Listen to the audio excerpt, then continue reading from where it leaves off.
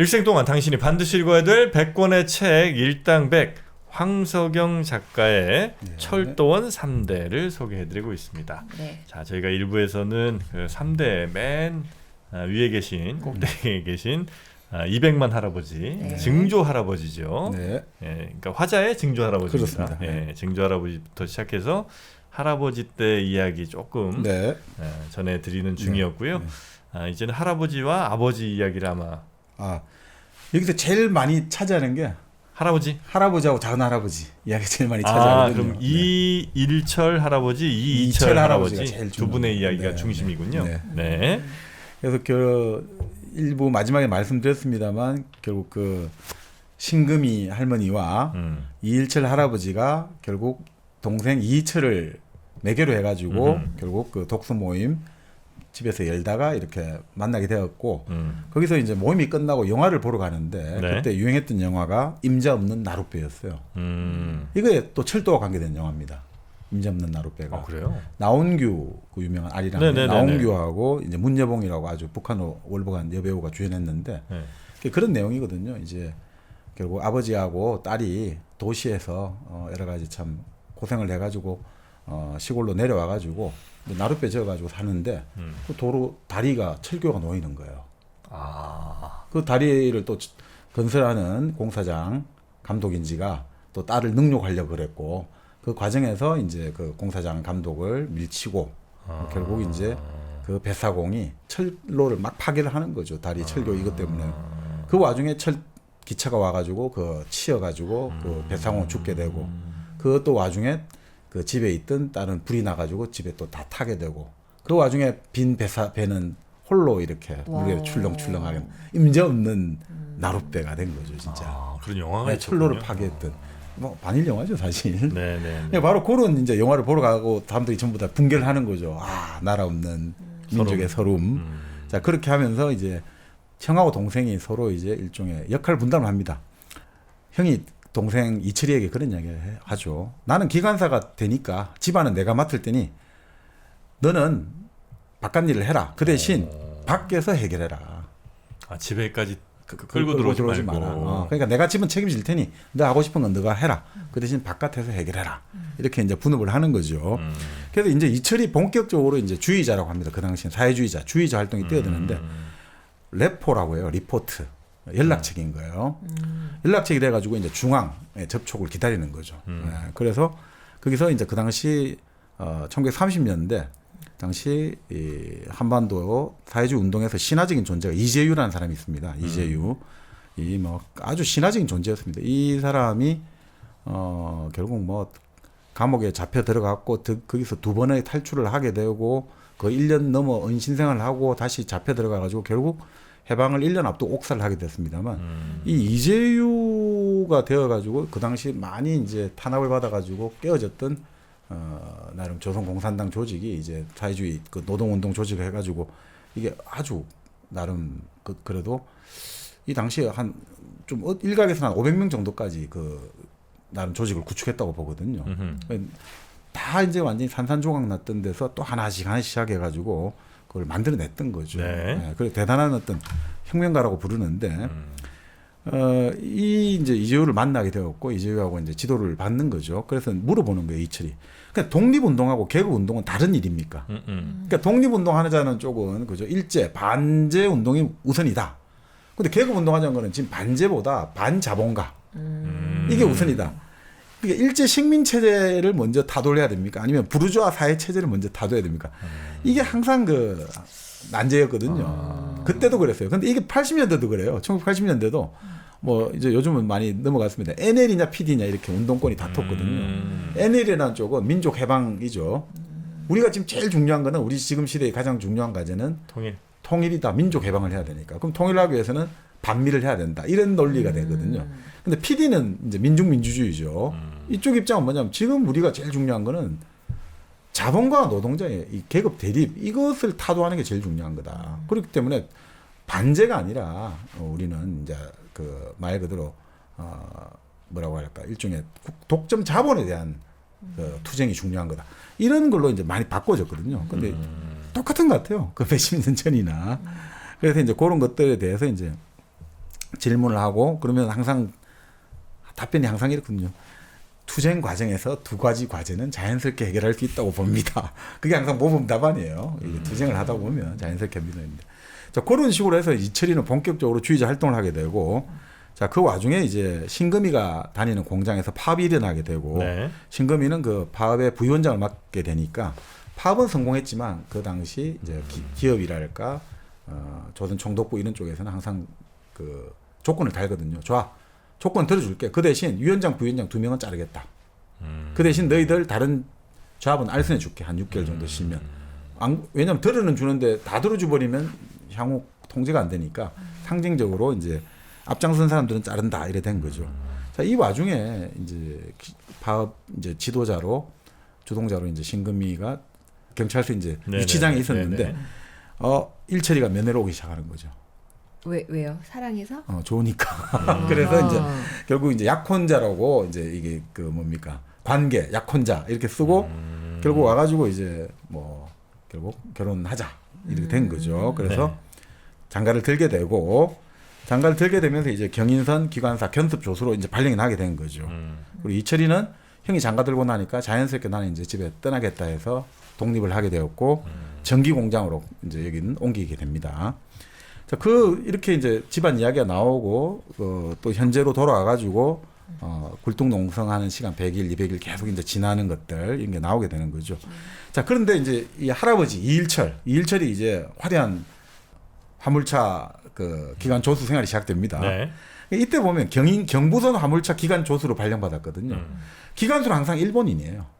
조선 사람들은 항상 옆에 조수 역할을 하지 절대로 기관수 역할을 안 줘요. 근데 나중에 이제 전쟁이 중일 전쟁이 일어나고 태평양 전쟁이 일어나고 그 기관수들도 이제 장교로 징집을 하게 되고 하다 보니까 이제 조선 사람들을 막 기관수 넣어주고 철저하게 이제 이 역할이 나눠져 있어요.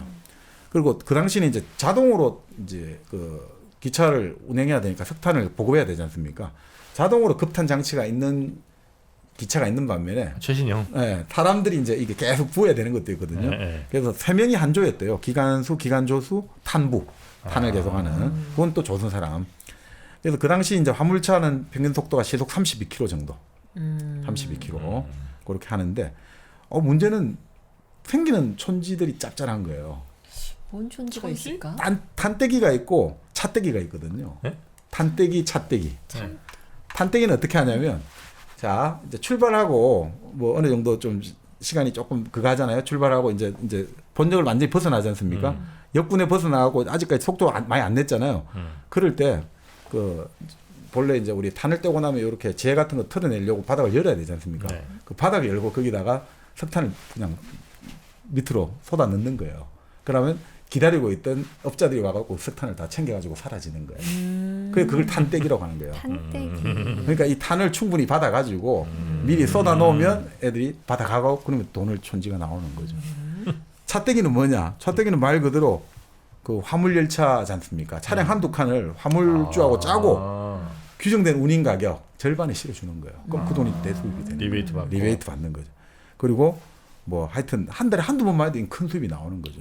그러니까 예를 들어 기관수가 돈을 받지만 기관수가 혼자 다 먹기는 좀 그렇잖아요. 그렇죠. 그러니까 나눠줘야지. 기관 조수에게 나눠주고 또 기관 조수는 또 탐부에게 나눠주고 그러니까 이 당시 뭐 특히 국내 뛰는 것도 괜찮지만 대륙까지 가지 않습니까? 그때 이제 부산에서 그러네요. 신경까지 간단 말이에요. 저 신경 지금의 장춘. 그까지 가면 이 얼마나 이 돈이 되겠습니까? 네네. 대륙을 뛰면 진짜 돈이 되거든요. 그러니까 그때 그래서 당시 기관수가 기마애가 좋다. 기질이라고 하네요. 일본말 기마애 우리 기마애가 좋다 이러잖아요. 기질이 좋다. 그리고 뭐 또 일단 지식도 학교도 배웠고 인물도 헌칠해갖고 아주 한량들로 여성의 인기 폭발을 내답니다. 그런 시기였대요. 자 그러니 이제 계속해서 이제 이 일철이 할아버지 때 이제 돈들은 계속해서 잘 모아지고 거기에다가 이제 그 아들 낳게 되고 다 이제 집안 살림이 편안해지는 거죠. 자 그 와중에 이제 이철이의 여자가 나타나는 거죠. 갑자기 어느 날 마금이 고모가 어떤 여자를 하나 데리고 오는 거예요. 근데 신금이 할머니는 딱 보면 그 사람은 관계되는 게 보인다 했잖아요. 이 사람을 딱 보면 이 사람과 관계되는 영상이 보인단 말이죠. 신기가 있어가지고. 그 어떤 여자가 왔는데 갑자기 도련님, 이철이 도련님의 얼굴하고 아이를 안고 있는 얼굴이 딱 보이더라는 거예요. 그러니까 이게 이 사람이겠구나 했던 거죠. 그래서 이제 이 두세가 이철이가 데리고 왔는데 이 당분간 우리 고모 집에서 지낼 거다라고 온 거죠. 그때 사실 이제 여러 가지 조직 사건이 터져가지고 서로 이제 도피를 해야 되니까 이제 네. 이쪽에 데리고 왔는데 이 여인이 아주 또 재밌는 여성입니다. 한여옥인데 네. 아주 신여성으로 보여요. 딱 봐도. 근데 이 여성은 경상도 출신인데 혼인을 이제 강제로 시키려니까 거부하고 일본으로 도망쳐가지고 공부하다가 이제 좌익 운동에 뛰어들었다가 또 문제가 터지니까 그 당시 군산의 대주주하고 결혼을 했는데 네. 결혼해가 조선에 오고 보니까 이미 본처가 있더라는 거죠. 그때는 결혼을 중혼을 많이 했거든요. 그러니까 아니, 나는 이렇게 못 산다. 위자료 받고 다시 중국으로 건너가 가지고 아주 개성적인 여성이죠. 네. 중국에서 여기 보면 만주에서부터 사상운동과 연결됐을 거다 이거죠. 그러니까 직접 총 쏘고 하는 무장투쟁에 관련됐다 이렇게 대충 나와요. 네, 네, 네. 우리 그 영화 그 밀정에 보면 그런 것들 나오지 않습니까? 밀정에 보면 그 의열단 관계돼 가지고 그 여성들이 아주 맹활약하는 게 나오지 않습니까? 폭탄을 반입하기 위해서 그 누구죠? 그 한지민 배우가 그때 나왔던 역할이 있는데 네, 고문 네, 당하고 이런 거 나오지 않습니까? 그런 식의 사실 상당히 활동을 많이 했습니다. 그래서 이제 이런 이제 이 조직하고 연결돼 가지고 활동하다가 이철이하고 이제 연락이 된 거죠. 그래서 여기서 이제 이철이하고 연결되는 이제 동지들이 이제 당시에 조선 공산주의 운동에 이제 인물들이 나오기 시작합니다. 여기서 약간 이름을 비틀어가 나오는데 이철이하고 연락되는 사람이 바로 이동지로 나오는데 여기서는 이관수로 나와요. 이 사람이 이관술이에요. 이관술 실존 인물입니다. 아주 중요한 인물입니다. 네. 울산 출신인데 네. 지금도 있는 동덕여고 있지 않습니까? 지금도 그 동덕 그 여고보 교사를 했죠. 그리고 이 제자 3명이 어마어마하게 이제 당시 경성 트로이카 7명, 그 여성 트로이카 3명인데 이순금, 박진홍, 이효정 해가지고 이 3명의 제자를 이제 키운 사람이죠. 이순금은 자기 여동생이에요. 자기 여동생이고 자기 제자고 그리고 박진홍은 이제 결국 아까 말씀드린 이재유하고 결혼을 했다고 해야죠. 그래서 아이를 낳았는데 감옥에 있으면서 이제 임신을 하고 그 아이를 낳았는데 결국 아이는 죽어버렸죠. 그래서 이제 박진홍은 결국 이제 박진홍은 풀려났습니다만 이제 이재유가 44년 옥살을 했기 때문에 비운의 어떤 여성이었고 또 이제 이효정이라는 네. 또 이효정이라는 이 여성은 다들 북한으로 넘어갈 때 결국 이 이효정은 남한에 남았어요. 97세로 돌아가셨을 거예요. 네. 90세. 여기는 독립운동 표장을 받았어요. 2006년인가 받았습니다. 어쨌든. 근데 이순근 박진홍은 결국 이재유와 관련해 가지고 서로 싸움도 하고 했다 이야기도 있죠. 왜냐하면 둘 다 이순금도 결혼을 했고 박진홍도 결혼했다 된 거예요. 이순금은 왜냐하면 그때 위장할 때 그 아지트 키퍼라는 게 있거든요. 네. 자, 사회주의 운동하다가 남자가 이제 도피를 해야 되는데 제일 좋은 게 부부로 위장하는 게 좋잖아요. 그래서 그 아지트 키퍼, 하우스 키퍼 개념으로 아지트를 지키는 여성이 있거든요. 부부 보통 이렇게 위장을 하는데 그렇게 부부로 위장하다 보면 실제 부부처럼 네네네. 생활하기도 하겠죠. 네. 그러니까 이런 일들이 좀 많았어요. 그 와중에 이제 박진홍은 자기도 이렇게 좋아하고 하는데 이재유하고 어떻게 네가 이럴 수가 있느냐 뭐 그런 일화들도 있었는데 하여튼 이 이관술이 이런 것들 다 연결되면서 이 사람이 나중에 박헌영의 가장 큰 조력자였어요. 45년 해방 이후로 그 30년대 마지막 그 경성 공산주의 운동하면서 네네. 조력자였는데 뭐 하여튼 조선 정판사 위조화폐 사건이라고 1946년에 그게 관여돼 가지고 감옥에 갇히게 되고 결국 1950년 전쟁이 일어나면서 대전 형무소에 있다가 제가 알기로는 처형당한 걸로 알고 있습니다. 아, 그때 이제 위조화폐 사건이 되게 유명한 거였죠. 유명한 거였습니다. 네. 그러니까 이게 막 수술이 막 넘어가다 보니까 막 여러 사건들이 예. 지나가긴 했는데 그 위조화폐 네. 사건이야말로 그러니까 그때 당시에 약간 사회주의 혁명을 좀 네. 꿈꾸던 분들이 예. 그 윤정기라고 하나요? 인쇄기 같은 거를 예.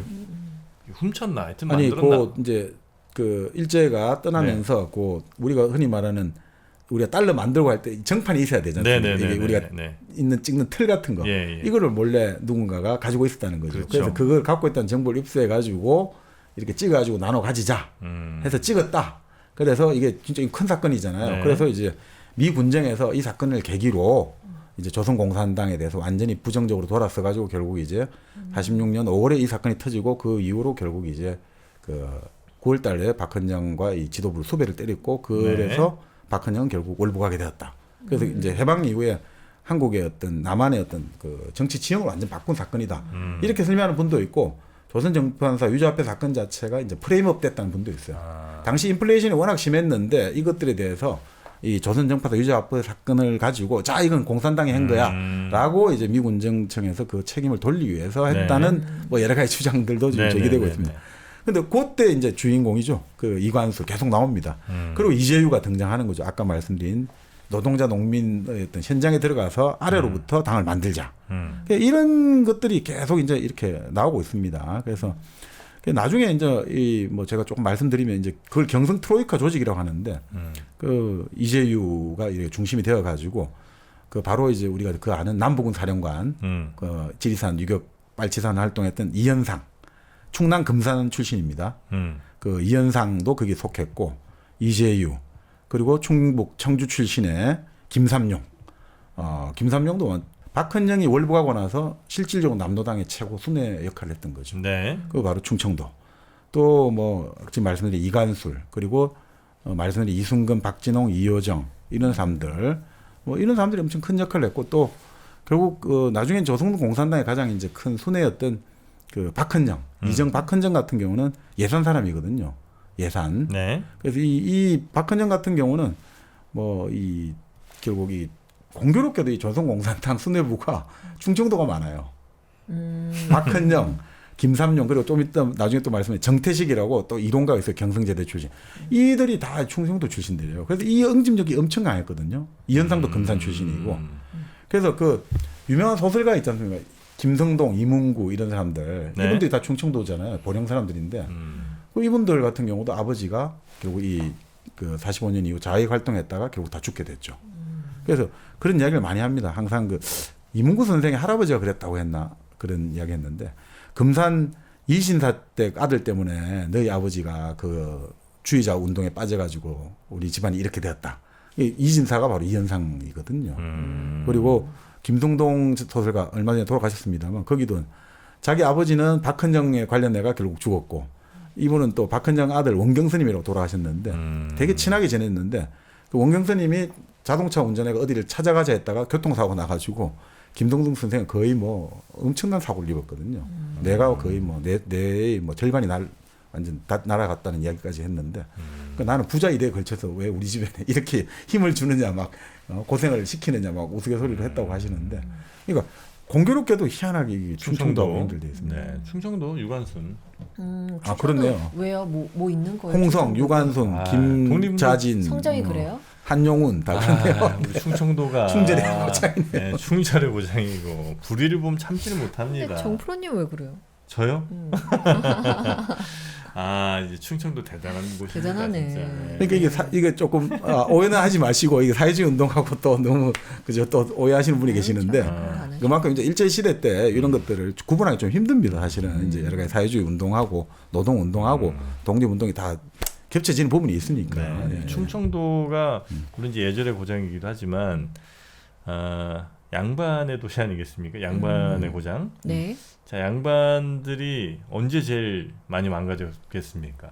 일단 일제 시대 되면서 그 계급이 사라지니까 아하. 거기에서 많은 좌절감이 네. 한번 있었죠. 그래서 이제 그것 때문에 글 좀 읽었던 분들이 이제 일제에 대한 반감 이런 거 하면서 이제 사회주의를 빠지신 분들 계시고 일부. 네. 그다음에 또 어떤 축이 있냐면 양반이 이만큼 있으면 그만큼 노비가 많았다는 거 아니겠어요? 네, 그렇죠. 네, 노비분들 가운데 네. 또 태생적으로 그런 프롤레타리아 계급 의식을 갖고 사회주의 운동에 빠진 분들도 많죠. 아 맞습니다. 네, 그래서 바로 충청도가 그쪽에 조금 많이. 맞아요. 오늘 얼마 전에 돌아가신 홍사 선생도 네. 원래 충청도잖아요. 충남. 그래요? 그래가지고 맞습니다. 그분 부친도 그 아나키스트 운동 일제 때 노동자로 갔다가 그렇게 하다가 또 한국 전쟁 때 좀 여러 가지 안 좋은 일을 당하셨습니다. 그렇네요, 진짜. 박헌영 이분이 예산 분이군요. 네. 예산에 예전엔 뭐가 제일 유명했냐면 예산 사과가 유명했어요. 예산사가. 네. 근데 이제 이게 영주로 넘어갔지. 넘어갔지. 메인 네. 어떤 헤게모니가 예산이 옛날 진짜 예산 부사 뭐 이런 거 엄청 많이 썼거든요. 네. 지금은 다 영주로 넘어갔어요. 다 영주 경북 사과가 최고다. 영주 은하수 사과로 다 넘어갔다. 네. 이제는. 네, 그래서 여러분도 영주 은하수 사과 드시면 된다. 이젠 예산 사과. 예산도 드셔도 괜찮은데. 그래도 영주가 더 맛있을 예, 것이다. 이제는 영주다. 그래서 영주 은하수 사과 네. 온라인에서 주문해서 드셔보시면 요즘 사과가 얼마나 비쌉니까? 비싸요. 네, 그래도 합리적 가격에 드실 수 있는 사과가 여기 많이 있더라고요. 네. 영주 은하수 사과에서 좀 더 저렴하게, 좀 더 맛있는 사과 많이 드시기 바라겠습니다. 네. 자, 이 작은 할아버지 이철이 그 당시 이제 그 아까 말씀드린 이관술, 이재유 이렇게 그 래퍼로 활약하고 있었고, 또 이제 이철이 관심을 가진 여성 한여옥은 김영선이라고 국제당에서 또 파견된 공산주의 운동가가 있거든요. 그쪽하고 연결이 있었는데 결국 그게 이제 체포가 돼버렸어요. 김영선이. 네. 딱 이때 체포가 되잖아요. 이때부터 시간 싸움이래요. 무슨 말이냐면 딱 체포가 되면 무조건 잡힌 사람들은 24시간 동안은 버텨줘야 된다. 이게 불문율이라는 거예요. 그래야지 남아있는 사람들이 수습을 하려고 도망을 칠 수 있으니까. 근데 마찬가지로 또 일제 경찰들은 알잖아요. 아, 그 안에 잡아요. 그 안에 빨리 이거 안 불게 하면 안 되니까 초반에 어마어마하게 고문한다는 거예요. 아. 우리 그 밀정에도 나옵니다만 네. 초반에 고문 강도가 어느 정도냐면 여성들 같은 경우는 딱 잡히자마자 빨아벗긴다는 거예요. 그래갖고 치부를 이제 그렇게 해야지 빨리 그걸 하니까. 그리고 남자들 같은 경우는 잡혀가 고문당할 때 이러다 나 죽겠구나라는 정도의 위협을 안 주면 안 된다는 거죠. 그러니까 뭐 초기에 온갖 동원할 수 있는 모든 고문 기법은 다 동원한다 이거죠.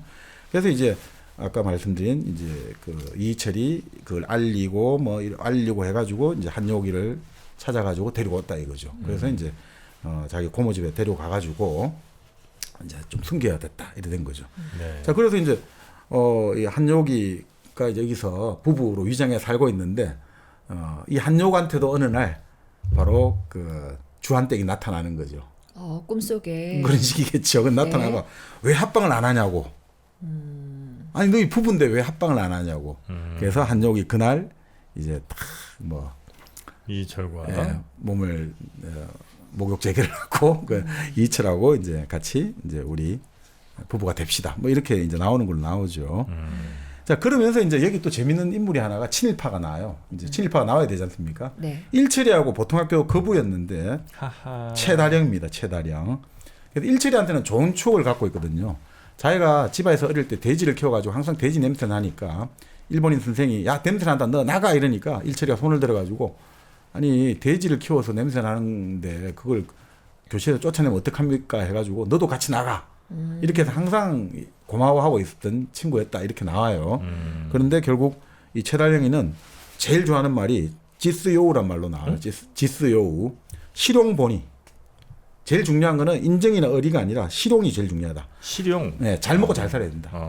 그래서 자기는 그 모토로 이제 일본인 형사를 찾아가가지고 소주 밀조한다 해가 그 고발해가지고 칭찬받고 그렇게 해서 순사보조가 되고 순사보조로 특채가 되고 활동을 잘하니까 이제 고등경찰이 된 거죠. 그러니까 고등경찰이 뭐냐면 한마디로 말해서 이제 불순분자라고 하죠. 일본에서 사상의 불순분자들 이런 우리가 지금 불온분자들 잡아내는 그거를 이제 특별 고등경찰회가 특고라고 불렀죠.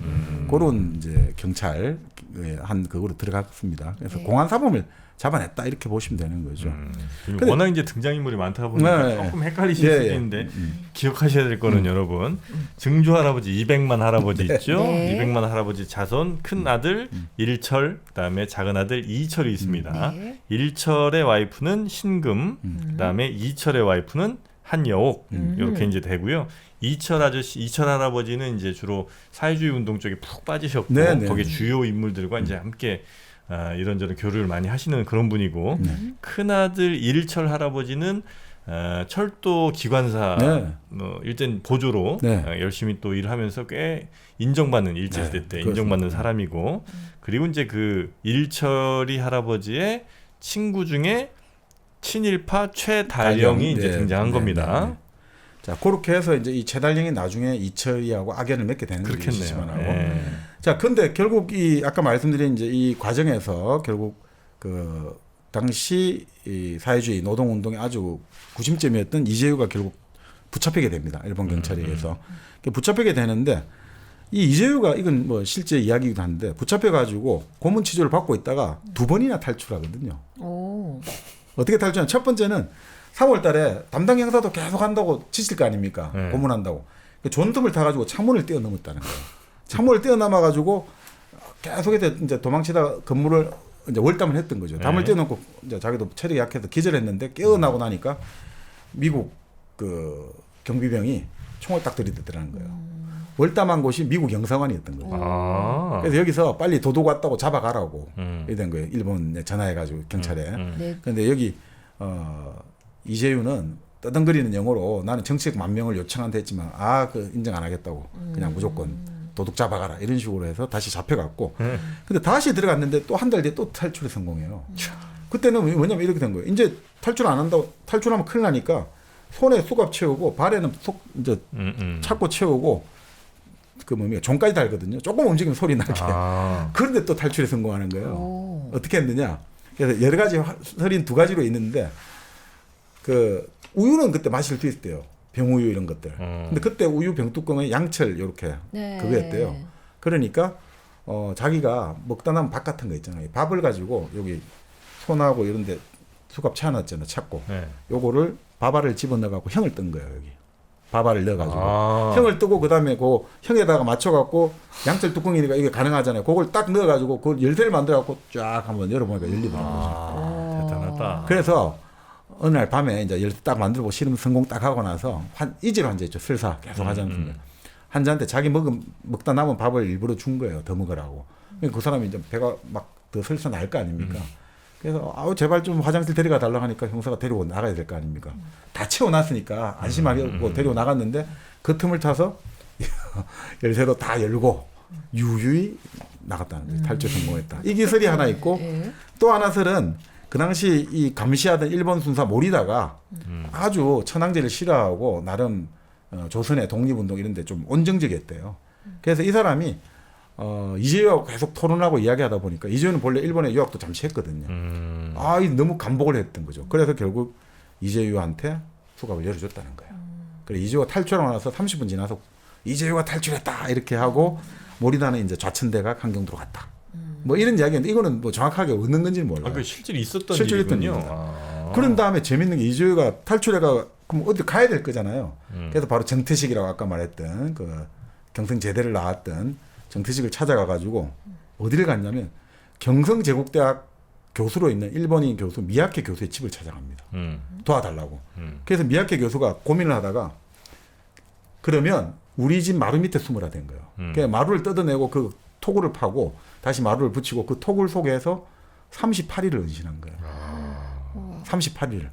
그래서 이제 결국 정태식이 잡히고 정태식이 잡히면서 미야케 교수까지 이제 잡아들인 거죠. 근데 미야케 교수를 잡으니까 미야케 교수는 나한테 하루만 시간을 주면 내가 자백서를 쓰겠다. 그러니까 그렇잖아요. 일본 경찰도 고문하기는 그렇고 자기 경성제대 교수니까 또 자기가 하루 시간 주면 정리하겠다니까. 왜냐하면 미야케 교수도 알고 있는 거야. 24시간을 벌어줘야 되니까. 그러니까 딱 그 미야케 이제 아내가 미야케 교수 잡혀갔다는 소식을 바로 이재유에게 알려주니까 바로 집 빠지러 나온 거죠. 그렇게 해가지고 결국 이제 나중에 한 1년 이상 은신하는 데 성공합니다. 네. 사실 미야케 교수는 나중에 징역 3년을 받았거든요. 근데 복역하다가 결국 성명서 내고 전향을 해요. 전향? 전향. 나의 더 이상 이제 좀 공산주의 활동 이거 잘못된 것이고 천황폐하의 충성스러운 시민으로 살겠다. 이런 거거든요. 근데 이게 보면요. 이게 나중에 한번 또 말씀드릴 기회가 있겠는데 그 일본의 요시모토 다카야키라고 그 요시모토 바나나라고 일본의 네. 소설가의 아버지가 있거든요. 그건 되게 유명한 그 평론가인데 그 전향론이라는 책을 썼어요. 전향론. 그렇게 잘 나가는 일본의 공산주의 이론가들, 사상가들이 공산주의 수뇌부들도 있거든요. 근데 감옥에 갔다가 전향승을 막 발표하는 거예요. 그래서 사람들이 어떨 때 막 욕하잖아요. 아니 왜 저 사람은 저렇게 그러면 결국 자기의 사상이 약했나 뭐가 안 좋나는데 그게 아니고 이제 이 바로 그 전향론이라는 책에 따르면 사람들이 서양의 어떤 막시즘이랄까 서양의 생각들을 되게 우리가 다 받아들이고 일본의 어떤 정근대적인 걸 다 무시하잖아요. 근데 결국은 일본 봉건제의 DNA가 끈질기게 살아남는다는 거예요. 무슨 말이냐면 잡혀갔는데 일본 검사들이 아주 인간적인 대접해주고 엘리트 취급해주거든요. 당신은 비록 국채를 부정해서 잡혀왔지만 당신은 동경대를 나오고 정말 당신은 뛰어난 사람이고 우리 엘리트고 당신이 너무 아깝다. 이렇게 엘리트 대접해주면 결국 뭐겠냐 이거죠. 결국 우리가 갖고 있는 건 아무리 책과 글로는 만민이 평등하고 우리가 자유와 평등하지만 결국 또 그 복문제 대안이 있죠. 우리는 달라. 우리는 입신 출세고 나는 양반이고 나는 귀족이고 이런 게 깔려 있으면 있잖아요. 그게 결국 또 넘어서는 거예요. 그래요. 그게 전향에 사실은 사상적 밑바탕이 있다고. 고문이 심해서 뭐 이런 게 아니고. 네. 그러니까 일본에 그러니까 우리도 사실 그 결국 전근대적인 이데올로기 있죠. 우리. 입신양명. 그러니까 우리나라 사람들도 아니 왜 젊었을 때 저렇게 막 운동권을 하고 있는데 갑자기 저렇게 휙 바뀌지? 그 사실 근저에 깔려 있는 게 바로 그런 입신양명에 깔려 있는 거예요. 우리는 좌파든 우파든 중요한 것은 출세거든요. 이름을 떨치고 그 자리에 톱이 되는 게 중요한 거지 사실 내용보다는 형식이 더 중요하거든요. 그러니까 좌와 우가 중요한 게 아니라 상하가 더 중요하거든요. 그래서 그런 유교적 이데올로기에 성리학적 이데올로기의 강인함을 모르면 네. 우리가 그 이해를 못하는 거죠. 아니 저 사람은 왜 저렇게 바뀌지? 바뀌는 게 아니라 당연한 겁니다. 옛날엔 여기서 이렇게 해야지 잘 나가는 거고 지금은 이렇게 해야 잘 나가는 거거든요. 그 사람들의 그 심리에 깔려 있는 것은 기본적으로 입신양명 이거죠. 그러니까 그런 것들하고 좀 비슷한 것 같아요. 사실 이게 네, 그렇게 네. 공산주의를 도와줬던 일본 경성제대 교수가 우리 전향을 하죠. 실제로 그럼 이거는 그때 당시 있었던 일어났던 여러 예. 일들을 약간 극화해서 좀 예. 꾸민 그런 소설 예, 그래서- 형식을 띠는 거군요. 그래서 이제 한국 100년을 보여준다고 하는 거죠. 그러니까 한국 100년을 이 작가는 바로 여기에 이 투쟁 속에 사실은 본질이 녹아 있다 보는 거죠. 결국은 반일본 아까 말씀드린 반외세 그리고 노동계급과 자본계급의 투쟁 이런 것들이 사실은 우리가 철도가 들어오면서부터 100년 동안 사실 계속 이어져 오는 거다. 그것이 오늘날의 이제 고공농성까지 이어진다. 이렇게 이제 보고 있는 거죠, 사실. 네네. 자, 그렇게 해서 뭐 이제 결국 이제 뭐 그다음부터는 일제가 어떤 식으로 이제 당시 인천과 영등포에 경성에 있었던 그 노동운동, 사회주의 운동하는 조직들을 어떻게 이제 잡아내는가. 그런 데 이제 많이 주안점이 되어 있습니다. 요건 대략 그럼 한 1920년대, 30년대. 30년대, 30년대. 네. 자, 그렇게 하면서 결국 이제 뭐 그 이것들이 이진호가 이제 농성이 100일, 200일, 300일 하면서 계속해서 그런 가고 이제 오버랩 되게 교차되게 돼 있습니다. 네. 그러니까 일제 강점기 때 나라 잃어가지고 정말 그 힘들었던 것하고 지금은 직장을 잃어가지고 힘든 것들. 그러니까 이런 말 나오죠. 이진호가 잠수를 타거나 해고 당할 때 제일 힘든 게 뭔 줄 아냐? 외로움이다 이런 거죠. 갑자기 세상에서 쫓겨난 것 같고 쓸모없다고 버려진 것 같고 폐기 처분되고 또 수배자라는 사회적 죄까지 이게 가장 힘들다는 거죠. 나는 더 이상 너는 더 이상 필요 없어. 이런 느낌을 가지는 거. 그러니까 어떤 분이 그런 이야기 하시더라고요. 20년간을 회사에 충성을 다했는데 갑자기 대기발령이 났는데 그 대기발령 난 것까지는 좋은데 그 대기발령 나도 출근해야 되는데 출근 딱 하려고 하니까 자기 카드가 삑삑 이게 안 된다는 거예요. 출입카드가. 출입카드가. 그래서 이거 어떻게 된 거지 하니까 대기발령 났기 때문에 당신의 카드는 유효하지 않고 이제 들어올 때 전화를 해서 들어와야 된다. 허락받고 들어오세요. 그래서 그날 바로 사표를 냈다고 하더라고요. 참 이 느낌인 거죠. 가장 힘든 게 뭔가 내가 사회적으로 더 이상 넌 당신은 우리한테 소용이 없으라고 할 때 이게 참 힘든 일 아닌가 이런 생각이 좀 듭니다. 그런 것들하고 이것들이 계속해서 같이 이제 오버랩 되면서 이렇게 되는 거죠. 요즘은 이제 해고 특히 이제 미국 같은 데서는 더 그런데 딱 그 순간부터 바로 모든 컴퓨터에서 난 접속이 불가해지고 너무 잔인하더라고요. 이메일 뭐 이런 거 다 못 쓰게 되고 네. 그런 게 있더라고요. 그 바로 회사 출근하면 그날 바로 너 이제 내일부터 나오지 마. 짐 빼 이러고 그날 네. 짐 빼서 나온다고 하더라고요. 네네. 정 없어. 미국은 정이 없어. 네. 근데 뭐 이제 우리도 뭐 정 이거는 이제 별로 없는 것 같아. 우리 사회도요. 네. 이제 뭐 정으로 뭐 해결되는 건 없는 것 같더라고요. 네. 그러니까 사실 그러니까 이 말하면 좀 그런데 결국 그 자본주의의 가장 큰 특징이 끊임없이 뭐라고 할까 이제 들레전한 사람이 탈영토화라는 말을 썼잖아요. 그러니까 보통 우리가 뭔가 관계가 있고 아니면 뭔가 또 소유 관계든 인간 관계든 그리고 뭐 공간이든 이런 게 항상 고정적으로 돼 있어야지 인간이 어떤 생활을 어느 정도는 유지할 수 있잖아요. 네. 근데 자본주의 특징은 끊임없는 유동성, 변화잖아요. 우리 자본의 운동이란 말을 쓰잖아요. 돈은 끊임없이 생물이잖아요. 살아 움직이잖아요. 그러니까 이 집을 아니 이 땅을 왜 놀리십니까? 이 땅에다 건물을 지으세요. 여기에 왜 목욕탕을 하십니까? 목욕탕 없애버리고 여기다가 10층짜리 올리세요. 끊임없이 공간을 변형시키고 또 끊임없이 그 공간을 변형시키면서 인간관계를 변형시키고 여기 뭐 하려고 이런 걸 합니까? 공장을 짓고 사람을 뽑아가지고 일꾼을 쓰세요.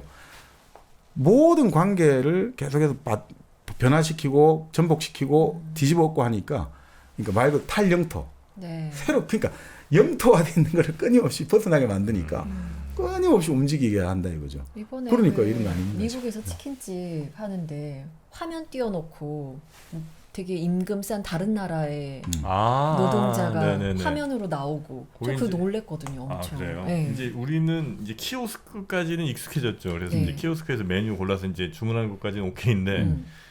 이제는 아예 이게 그쪽 사람이 영상 통화처럼 이렇게 나오더만요. 아유, 네, 그래서 이제 직원 대신 뭐 예를 들면 필리핀이나 아니면 뭐 멕시코의 아주 저임금 노동자가 실시간으로 이제 네. 화상 통화처럼 네. 이렇게 화면이 나오는 거죠. 그래서 네. 뭐 주문하시겠어요? 그러면 그 사람한테 이제 얘기를 하고 그럼 한 5,000km 떨어져 있는 사람이 바로 카운터 앞에 있는 어. 여기에 사람한테 뭐 다 주문 받아주고 네. 대신 이제 그 주방엔 또 이렇게 얘기해주고 뭐 이렇게 가는 거잖아요. 네. 네, 그 대단하더라 진짜. 그거 완전 탈영토 아닙니까? 네. 저 완전히 공간이 이제 그보다 조금 더 먼저는 이제 그런 건 있었죠. 그러니까 무슨 ARS 같은 거 이렇게 전화하면 그 고객센터에 전화하면 콜. 네. 네.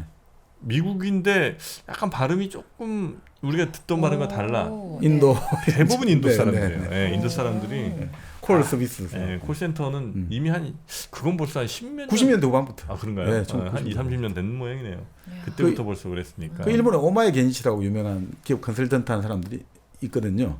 그 사람이 했던 사업이 그런 거였어요. 그런 가장 단순한 그런 응대 서비스 하는 것들을 이제 외부 용역 주는 것들 그런 사업을 하고 이랬거든요. 그 사람이. 하여튼 자본은 늘 새로운 어떤 가치 창출, 새로운 네. 어떤 부를 창출하기 위해서 끊임없이 전 세계를 네. 돌아다니는 네. 네. 탈영토의 속성을 갖는다. 네. 네. 아 그러나 우리 1km만큼은 정말 꿋꿋이 이 땅에서 잘 지켜줬으면 좋겠습니다. 공장 옮기진 않겠죠? 네, 1kg 커피만큼은 계속해서 네. 우리 옆에서 좀 남아주셨으면 좋겠어요. 네. 네. 그러기 위해서는 여러분이 맛있는 1kg 커피 한 번씩 주문을 또 해주셔야 네. 우리 1kg 커피도 꿋꿋하게 두 발 잘 내딛고 버티지 않겠습니까? 네, 1kg 커피. 아, 세상에서 가장 맛있는 커피. 아하, 또 이거. 진짜 향 좋아요. 네, 네. 원시의 편안함. 드립백은 온제 드립백으로 되어 있는 거고요. 네. 또 여름엔 또 콜드브루도 아주 드시기 편합니다. 그렇게 주문해 보시면 왜 1kg 커피, 1kg 커피 얘기하는지 아마 아실 겁니다. 네이버에서 1kg 커피 꼭 한번 검색해 보시기 바라겠습니다. 네. 바로 지금. 깜짝이야. 자, 이제 중일 전쟁이 일어납니다. 1937년 네. 중일 전쟁이 일어나고 일철이 할아버지는 이제 부산에서 창춘 만주국 수도죠 신경까지 가는 이제 급행열차 기관수로 발령이 됩니다. 최고 이제 승승장구한 거죠. 네. 완전히 대륙을 횡단하는 기관수가 발령이 나게 되었고 또 이제 마금이 고모는 이제 워낙 고모부 하는 일이 잘 돼가지고 목수를 하고 있었는데 그 신경으로 큰 공사 계약을 따가지고 아예 이사를 가게 됩니다. 이렇게 이제 완전 국제적으로 가족들이 흩어지게 되는 거죠. 이 와중에 이제 이철이는 조직 사건으로 이제 들어가가지고 감옥 생활을 하게 되고 그 이후에 감옥 생활을 하고 나서 이제 좀 나와가지고 몸 요양을 하다가 이제 완전히 떠나게 되고 또 그 와중에 애초에 자기하고 그 부부 연을 맺었던 한여옥도 결국 감옥에 이철이가 감옥에 있을 때 결국 나는 다시 만주로 떠나야겠다 이가 떠나는 걸로 서로 이제 이별하는 걸로 이렇게 이제 결론이 납니다. 네. 자, 그 와중에 이제 이철이가 감옥에 나와가지고 100일 정도 요양을 하다가 이제 완전히 사라지게 되거든요. 더 이상 이제 가족하고는 인연을 끊고 더 이제 큰 일을 해야 되니까. 그런데 형수를 찾아오는 거죠. 네. 형수에게 만난 전갈이 와가지고 그 신의주까지 내가 가가지고 몰래 데리고 와야 되는 중요한 사람이 있다. 그러니까 형 기차에다가 나를 좀 몰래 태워달라. 형한테 부탁을 좀 해달라. 위험한데. 위험하죠. 근데 이 뭐 신검이 형수 입장에서도 이건 근데 너무 위험한 거 아니냐 하지만 결국 형이 그런 얘기 하는 거죠. 다 어렵게 사는데 우리도 도와야지. 그래서 이제 도와주는 거죠. 그래서 도와가지고 중요한 국제선 사람을 모셔와가지고 기차가 이제 여기로 재미있게 나옵니다. 자, 서울로 들어올 때 수색 지날 때 이제 서서히 속도를 늦춘다는 거예요. 그러면 알아서 내리시라고 이렇게 나오거든요. 그러니까 알아서 딱 내리면 그때 이제 풀이 많이 자라 있지 않습니까? 그 풀밭에 떼굴떼굴 풀면 되는 거죠. 그런 다음 걸어가지고 서울로 걸어 들어오고. 그 수색이라는 게 지금 그 수색. 지금 수색입니다. 예. 아. 수색 들어올 때 상암동 옆에. 예, 네. 싹 속도 늦출 때 촥 뛰는 거죠. 자 그렇게 해서 만나게 해준 사람이 누구냐? 이제 박헌영 동지하고 그 사람을 만나게 해줍니다. 여기서 박헌영이 나오는 거죠. 이 박헌영도 예전에 우리가 김일성 이야기를 했습니다만 아주 중요한 인물 중에 하나입니다. 근대사에 그건 동의하고 안 하고 이런 문제가 아니라 근대사에 엄청나게 중요한 인물이니까 그 박헌영을 한번 우리가 이야기할 기회가 있을 텐데요. 어떤 당시에 이제 박헌영이라는 사람은 대중적 기반이 없는 거예요. 끊임없이 투옥당하고 해외 활동하고 이래가지고 대중 기반이 없었거든요. 그리고 감옥에 있을 때 이제 결국은 뭐 여러 가지 썰이 있습니다만 양광이라고 하죠. 미친 흉내를 내는 거예요. 밥이 들어오면 밥을 안 먹고 버리고 똥을 먹고 똥을 이제 벽에 바르고 그렇게 해가지고 결국 풀려났다. 네. 근데 일설에는 너무 고문을 받아가지고 진짜 이게 사실은 이상해졌다. 그런 설도 있고 진짜 미쳤다 이런 설도 여러 가지가 있습니다. 어쨌든 그렇게 나오고 자 그 상태에서 이제 결국 이제 이재유가 감옥에 들어가가지고 이 조직의 중심이 없어졌단 말이죠. 이럴 때 이관수하고 여러 동지 이렇게 여긴답니다. 이런 이제 동지들이 그 바로 이제 박헌영을 조직의 중심으로 내세우자 해가지고 이제 박헌영이 그 이후에 결국 이제 그 해방 이후에 조선공산당의 이제 지주가 되고 네. 이런 과정이 여기서부터 시작됩니다. 결국 이제 그 당시 이재유와 같이 일을 했던 이제 그룹들은 이제 박헌영을 자기들의 지도부로 모셔가지고 네. 어떤 지도부의 권위와 조직 체계를 갖추게 되고 좀 뭐라고 할까 전국적인 하여튼 이 뭔가 결사를 만들어냈다는 거죠. 그래서 그 사람들이 기관지를 그러니까 이때 활동한 사람들이 제일 중요시하게 생각했던 게 신문 만들어내는 거예요. 계속 신문 기관지 만들어가지고 뿌리고 이게 가장 중요한 활동이라고 봅니다. 그 와중에 이제 결국 뭐 이철이가 다시 잡히게 되고 그리고 이철이가 잡히면서 결국 감옥에서 옥살을 하게 되는 거죠. 여기서는 이제 근데 사실 옥살을 한 사람이 많아요. 이재유도 옥살을 했고 감옥에서 이제 죽은 사람도 많고 그 예전 조선의학회 사건에도 그 국학자 2명이 감옥에서 이윤재 한증 선생 옥사했고 워낙 이제 고문 후유증도 있고 또 감옥 생활이라는 게 너무 그때 열악하니까 네네. 옥사를 많이 했죠. 자, 그 와중에 이제 결국 1945년 해방이 됐죠. 해방이 되고 다음 날 서대문 형무소에 정치범들이 다 석방이 되었고, 네. 자 그렇지만 이제 우리가 아시다시피 이제 해방이 되었지만 뭔가 이상해. 친일파들 형사들 그대로 다시 또 고용을 하고, 친일파 공무원들 다 고용하고. 그래서 아까 말씀드린 최달령이라는 친일파를 잡으려고 했는데 최달령이가 사라졌는데 얼마 후에 용산 경찰서장이 돼서 나타나는 거예요. 이런 아이러니들 이런 것들이 나는 거죠. 근데 딱 해방 이후 되고 나서 8월 16일 날 서울 시내 곳곳에 벽보가 붙거든요. 박헌영 동지 빨리 나오셔서 우리를 지도해 주십시오 이렇게 나오거든요. 이건 이제 그 당시 사람들이 붙인 건데 이게 참 재밌는 겁니다. 이게 이 당시에 박헌영과 박정희와 김일성의 관계가 아주 재미있거든요. 어떻게 됐냐면 그 박헌영의 아들이 있습니다. 그 돌아가셨습니다. 원경스님이라고. 네. 이 아들이 아주 고생을 많이 했죠. 아버지가 박헌영이니까 그 고생을 많이 했는데 이 아들이 2008년에 어떤 사람이 찾아와요. 스님이 됐거든요. 2008년이요? 2008년입니다. 그 박헌영의 아들이 원경스님이라고 평택 만기사라고 아주 그 큰 절의 주지 스님 하셨고 돌아가시기 직전까지 그 우리나라 조계종 원로회의 부의장, 조계종 서열 3위를 하셨거든요. 네. 그 원로 스님으로 돌아가셨는데 그분이 2008년에 그 주지를 하고 있을 때 박헌영을 아주 잘 아는 손님이 자기를 찾아와요. 그 박갑동이라는 사람이 오거든요. 네. 이 박갑동이라는 사람이 어떤 사람이냐면 한마디로 이제 박헌영의 나중에 거의 측근 역할을 한 사람이에요. 이 사람은 1919년생이거든요. 아직까지 돌아가셨다는 소식이 없어요. 1919년이 태어났는데 지금 살아있으면 100 우리 나이가 106이죠. 그죠? 네. 그러니까 죽었다는 이야기는 없어요. 돌아가셨다는.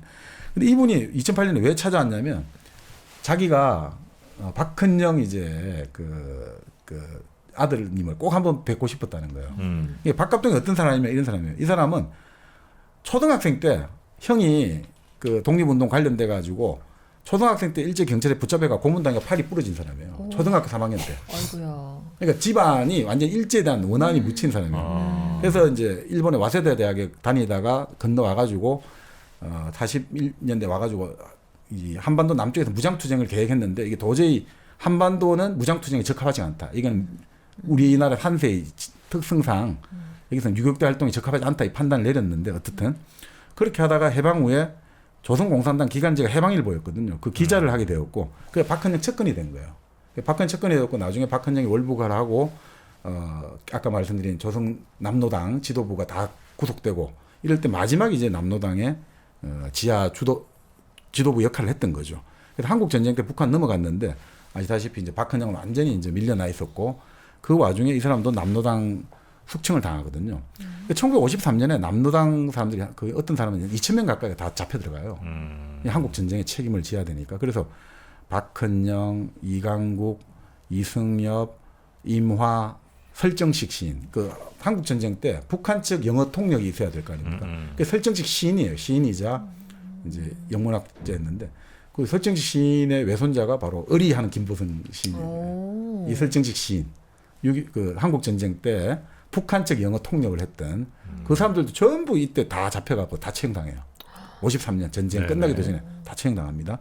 그럴 때 이제 이 사람도 숙청을 당했는데 수용소 생활을 하다가 57년에 북한을 기적적으로 탈출을 해요.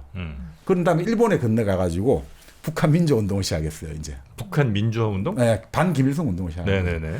그런데 이 사람이 1970년대 초반에 박정희의 초청으로 한국으로 오게 된 거예요.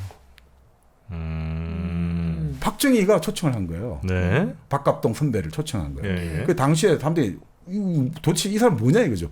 진짜 풍운하다 이거죠. 어떻게 남노당 활동하다가 저기 남한, 북한, 일본, 중국 전 진짜 이 아시아를 떠돌아다니고 근데 또 갑자기 거의 뭐 몇 살입니까? 나이 50대 또 중반에 턱 나타난 거예요. 그래서 이제 이병주 소설가가 취재를 해가 소설 남노당이라는 책도 쓰고 했는데 그 박정희 대통령이 왜 불렀냐 이거죠. 불러가지고 중앙일보에 남노당 이야기를 연재하라는 거예요. 그래서 이렇게 이야기한 거예요. 자기가 딱 청와대 들어가서 그러니까 박정희 대통령을 만났더니 당신이 박헌영 선생을 잘 알고 선생이라는 말을 했다는 거예요. 박헌영 선생을 잘 알고 기자 출신이기도 하니 박헌영과 남노당에 대해 쓰고 싶은 이야기를 쓰십시오 된 거예요.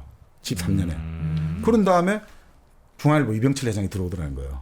그러더니 원고료를 아낌없이 줄 테니까 쓰고 싶은 이야기를 쓰시오 된 거예요. 그 책이 있어요. 박헌영이라는 책이 있는데 읽어봤는데 그러니까 그때 이야기는 아파트 세 채 살 고려를 받았다는 거예요. 그 책에.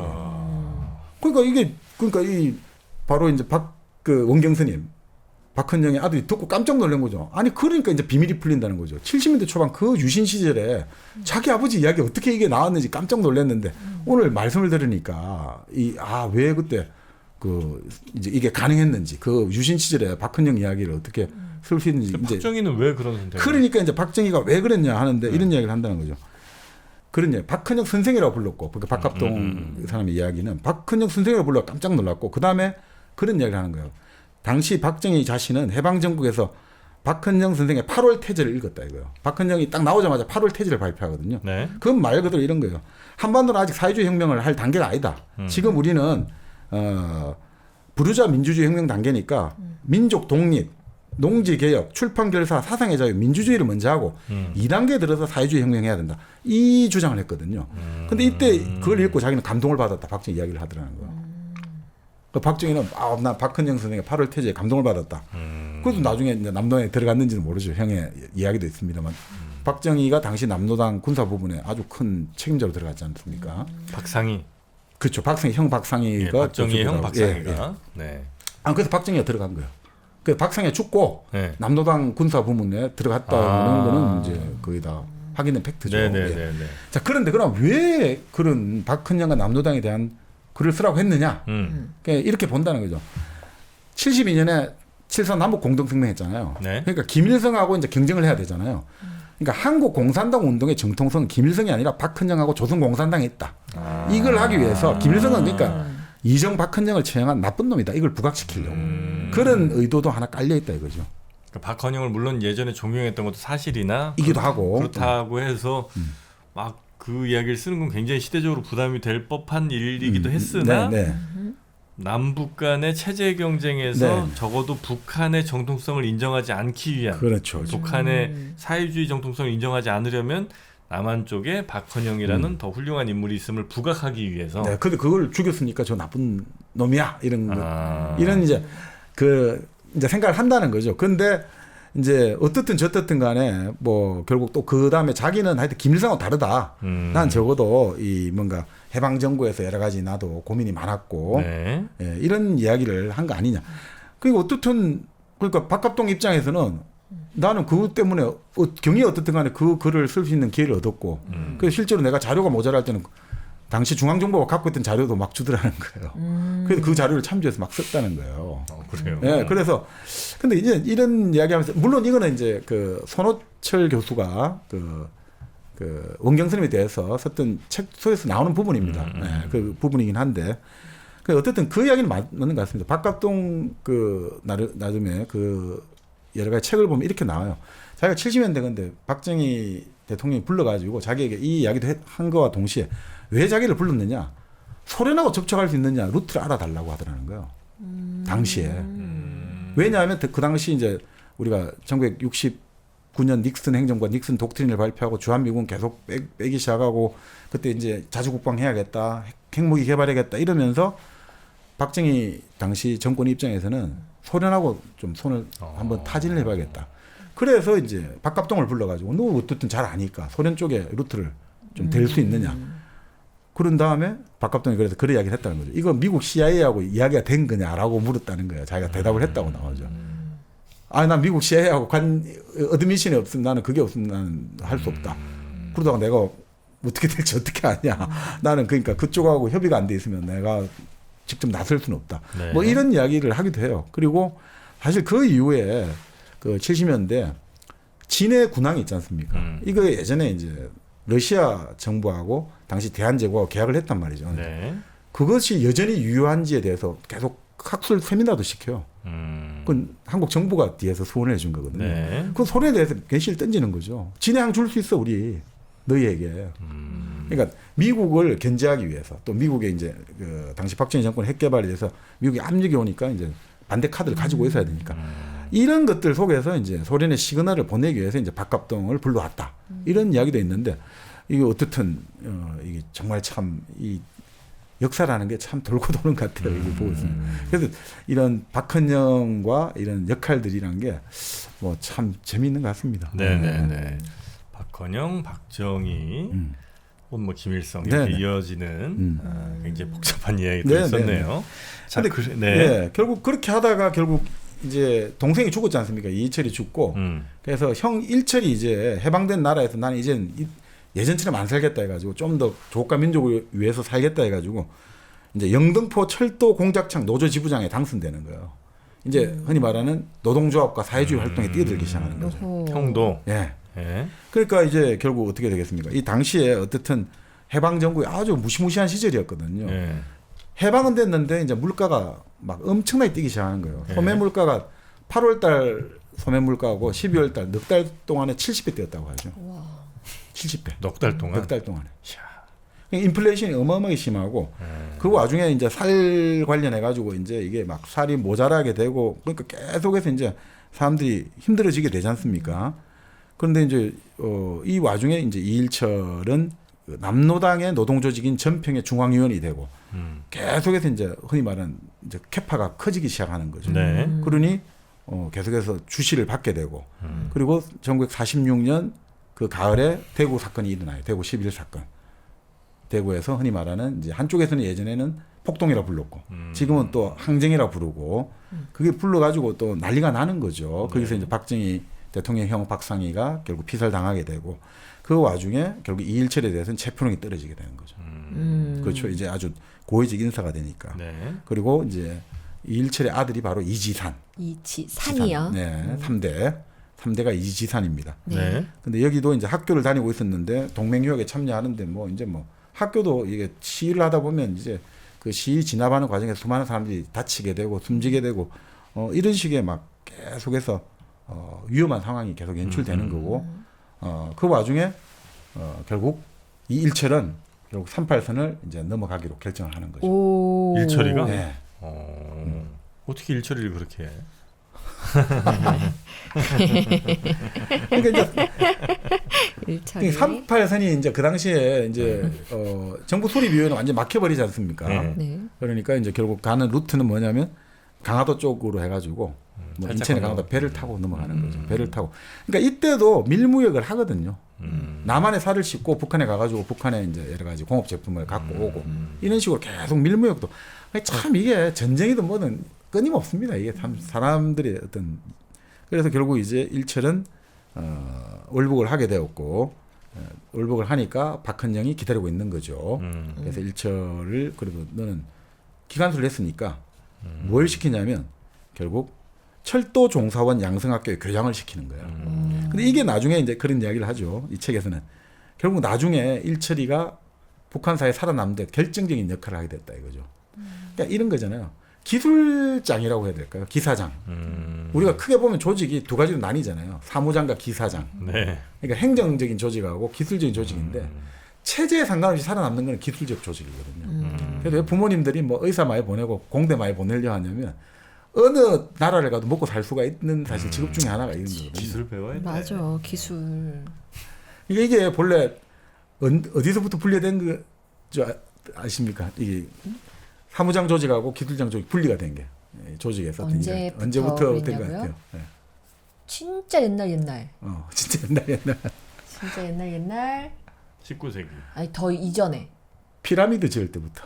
어. 한 3,500년 전부터 한 4,000년 전부터 피라미드 지을 때 이거를 그냥 막 하니까 이게 안 되잖아요. 그래서 사무 조직하고 기술 조직이 분리하기 시작합니다. 아, 엔지니어. 그게 아주 이제 효과적이거든요. 행정 조직하고 기술 조직 분리하기 시작. 그때부터 이제 사실 문과 이과가 나눠지는 거예요, 사실은. 그러니까 사실 여기 이제 일철이가 결국은 살아남는 건 나중에 그렇게 남노당 남쪽에 넘어온 사람들이 만든 숙청되고 거의 다 그 아까 말씀드린 1953년에 이제 남노당 체포를 하면서 2,000명 가까이가 이제 검거 바람이 불고 그 다음에는 또 그런 이야기도 하죠. 이 남노당 출신들 어떤 식으로 제거하냐면 간첩으로 내려보내잖아요. 간첩으로 내려보내. 아, 그럼 이제 뭐 그럼 뭐 사실 뭐 죽거나 네. 잡히거나. 네. 그럼 끝나는 거죠. 그러니까 잡혀도 끝나고 죽어도 끝나고. 그리고 왜냐면 이 북한에 간첩이 있으니까 함부로 또 그것도 못 하고. 그러니까 알아서 잘 해결할 수 있는 방법이 되는 거죠. 네네. 그렇게 해서 남노당의 조직적인 이런 것들은 다 사라지게 되는 거죠. 자, 그렇게 해서 결국 뭐 아시다시피 뭐 이제 나중에 하여튼 여기 그렇게 책에도 나옵니다. 일철의 향후 인생에서는 아주 다양스러운 일이 되었다. 이렇게 나오죠.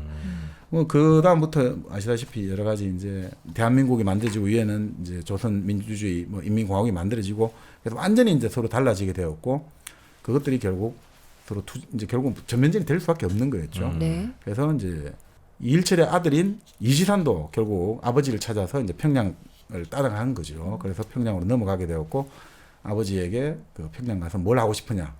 아버지처럼 기관수가 되고 싶습니다. 그래서 다시 철도원 학교를 보내고 1950년 전쟁이 터졌을 때 이지산의 나이는 18살이었다 이거죠. 그럴 때 이제 결국 경부선에 가서 우리가 말하는 경부 라인 있죠. 낙동강 연태에 이제 화물차를 운행하는 거예요. 전쟁 물자를 실어 날라야 되니까. 네. 그 일을 하다가 폭격을 받아가지고 결국 다리 한쪽을 잘리게 된다. 이렇게 나오죠.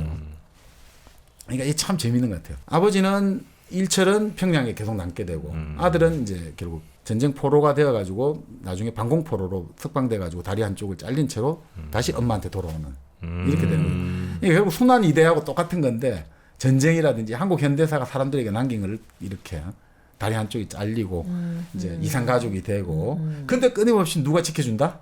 할머니, 엄마 딱 지켜주고 있는 거죠. 주한댁 뭐 그리고 신금이 할머니 여기가 딱 든든하게 항상 돌아올 고향이 되어주는 거죠.